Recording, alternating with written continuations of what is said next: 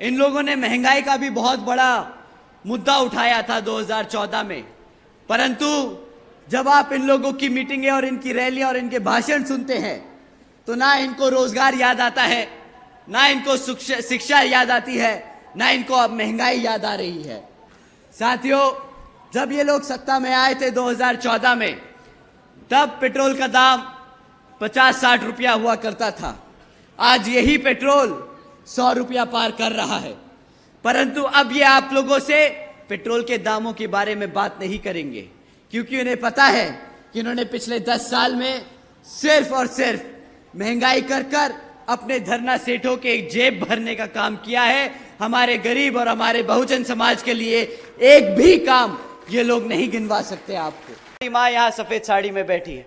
माँ, आपको 12,000 से ज्यादा रुपए का राशन तो नहीं मिला होगा, नहीं, परंतु अगर आपके घर में एक बच्चे को क्लास 4 की सरकारी नौकरी भी मिल जाती तो वो महीने का आपको पता है कितना कमाता? वो महीने का 25 से 30 हजार रुपया कमाता, साल का 2.5 से 3 लाख रुपया कमाता। आपको 12,000 रुपए का राशन थमाकर आपके बच्चे से 3 लाख रुपए छीनने का काम किया है इस सरकार ने। 3 लाख रुपए छीनने का काम किया है कि पिछले 1 साल में हमारे उत्तर प्रदेश में 65,000 से ज्यादा हमारी बहन बेटियों और माताओं पर अत्याचार के केस दर्ज किए गए हैं। साथियों, यही नहीं बल्कि 400 से ज्यादा किसानों ने यहाँ उत्तर प्रदेश में अपनी खुद की जान ले ली, क्योंकि इनकी भाजपा की सरकार की चलती गलत नीतियों के तहत। साथियों, ये भी खबर सुनी हमने कि 62 प्यून की नौकरियों के लिए 90,000 से ज्यादा यहाँ PhD ग्रेजुएट्स और मास्टर्स के स्टूडेंट्स ने इन प्यून की नौकरी के लिए अप्लाई किया।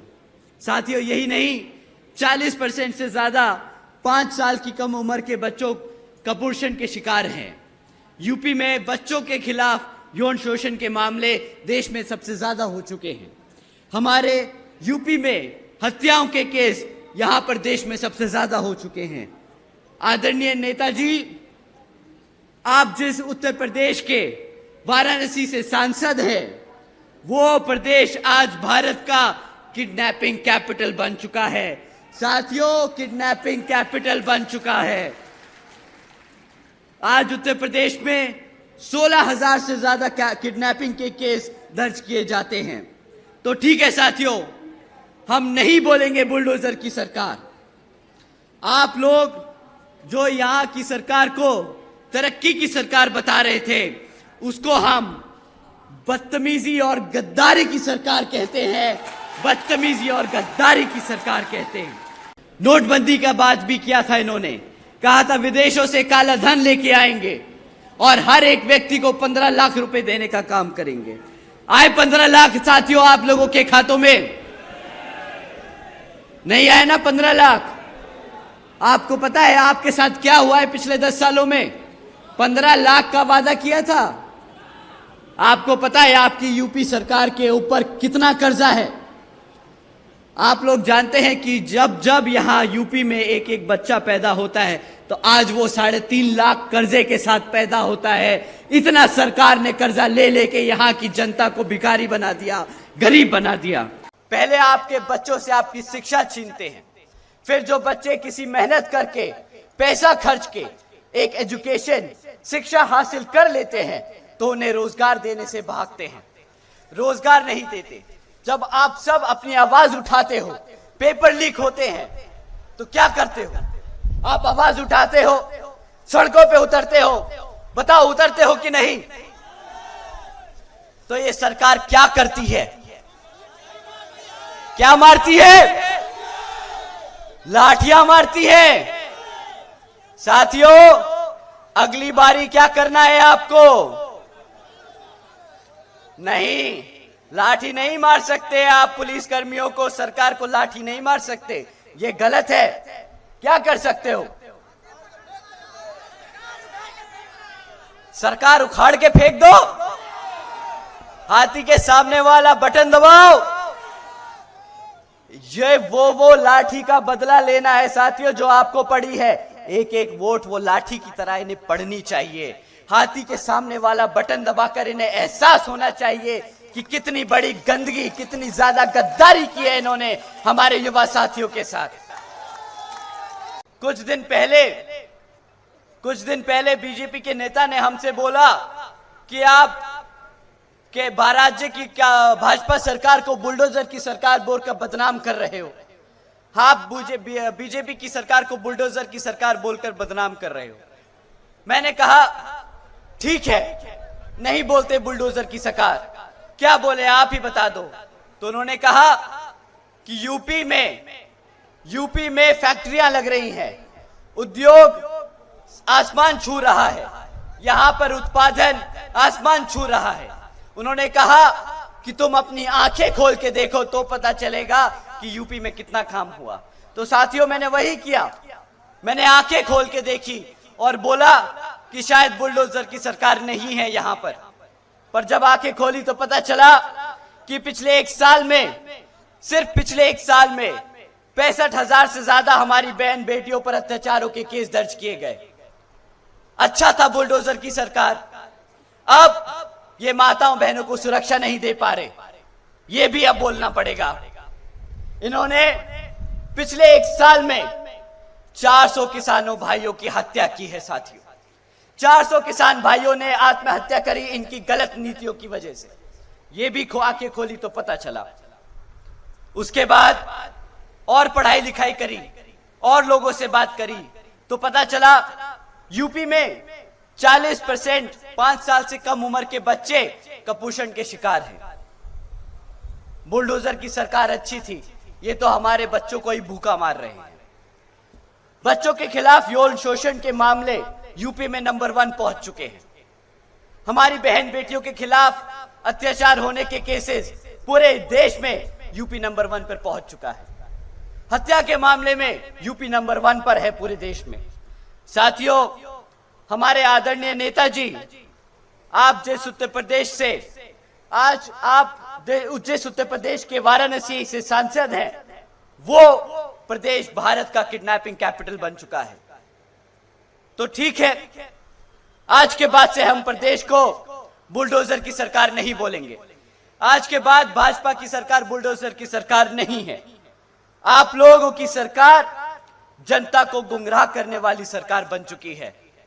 जो सरकार अपने बच्चों को भूखा रखे, जो सरकार अपनी बहन बेटियों पर अत्याचार होने दे, जो सरकार अपने युवाओं को बेरोजगार रखे, जो सरकार अपनी आवाम को राशन के नाम पर गुलाम बनाकर रखे, वो सरकार अब बदलनी है साथियों, वो सरकार अब बदलनी है। इलेक्शन कमीशन को लगे कि हमें तालिबान नहीं बोलना चाहिए था या भाजपा को आतंकवादी नहीं बोलना चाहिए था, तो हम उनसे दरख्वास्त करेंगे कि यहां उतर के आके देखें और गांव-गांव में घूमें और पता करें कि यहां के जो बहन बेटियां हैं, जो हमारे युवा हैं, वो किस हालत में जी रहे हैं। वो खुद समझ जाएंगे कि जो हमने कहा वो गलत नहीं, वो सत्य है, वो सच है, वो हमारी आवाम आज जी रही है। साथियों, रोजगार पर एक और टिप्पणी करी थी आदरणीय प्रधानमंत्री जी ने। उन्होंने कहा था कि भाई सरकारी नौकरियां नहीं है तो क्या हुआ, सरकारी नौकरियां नहीं है तो क्या हुआ, भाई पकोड़े तो तल रहा है ना, वो भी तो रोजगार है। अब आप ही बताइए, इतनी पढ़ाई लिखाई कराकर अपने बच्चे को आप पकोड़ा तलवाएंगे क्या? बहुजन समाज पढ़ा लिखा समाज है, वो पकोड़े तलने के लिए नहीं पैदा हुआ है। वो यहां अपने भारत की संविधान के आधार पर चलकर अपने भारत को आगे बढ़ाने का काम करेगा। बहुजन समाज पहला समाज ऐसा होगा जो देश को आगे तरक्की की ओर लेके जाएगा। साथियों, इनके चलते हुए पिछले 10 सालों में ये खबरें बहुत आम हो गई। मैं एक खबर सुना के दिखाता हूं। 17 लाख से ज्यादा युवकों ने 3500 नौकरियों के लिए अप्लाई किया। नौकरी कौन सी थी? पियोन की नौकरी थी। और अप्लाई करने वाले 17 लाख बच्चे कौन से थे? पीएचडी। पेपर लीक आता हूं, पेपर लीक पे भी आता हूं। इन 17 लाख बच्चों की क्वालिफिकेशन थी साथियों, पीएचडी स्कॉलर्स, ग्रेजुएट्स, मास्टर्स। पढ़े लिखे बच्चे, 17 लाख से ज्यादा बच्चे एक 3500 प्यून की नौकरी के लिए अप्लाई कर रहे हैं। बताइए इससे ज्यादा खराब हाल हो सकता है कि नहीं? और ये तो उत्तर प्रदेश की बात नहीं कर रहा मैं, ये 17 लाख बच्चे प्रधानमंत्री जी के अपने स्टेट गुजरात के हैं। अब जो अपने गुजरात में नौकरी नहीं दे पाए वो प्रधानमंत्री बन गए।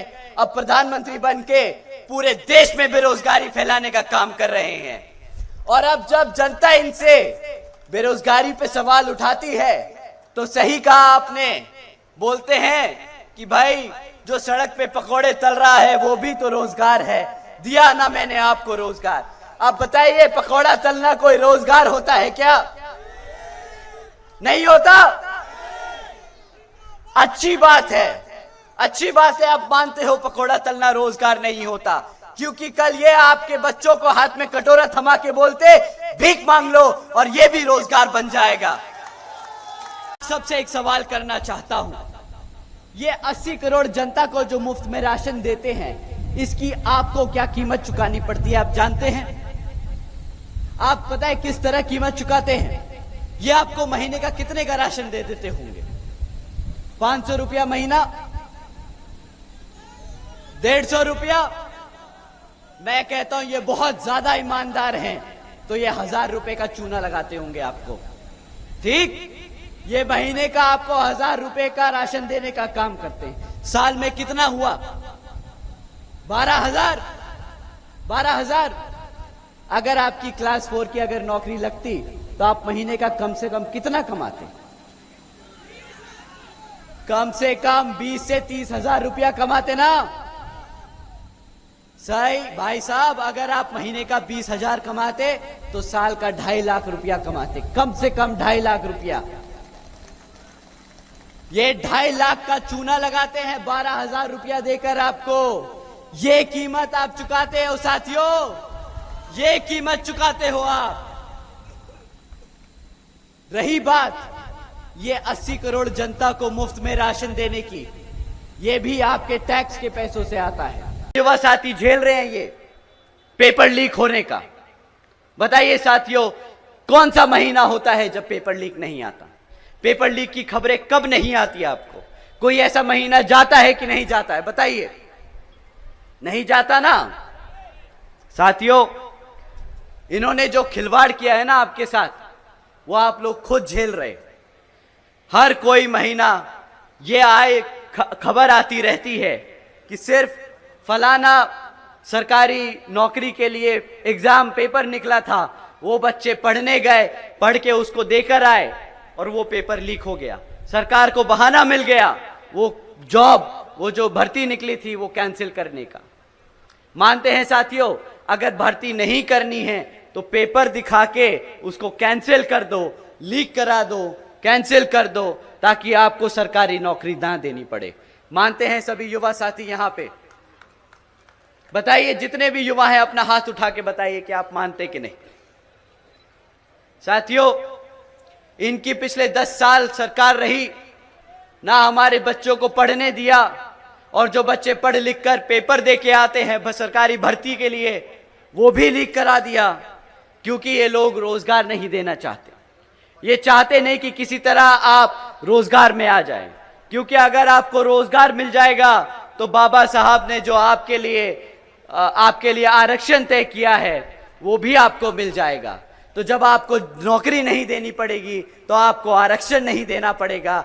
ये साथियों सोची समझी साजिश है इन लोगों की कि आपको आपकी पढ़ाई से, आपके इतिहास से, आपके आरक्षण से आपको दूर करना चाहते हैं।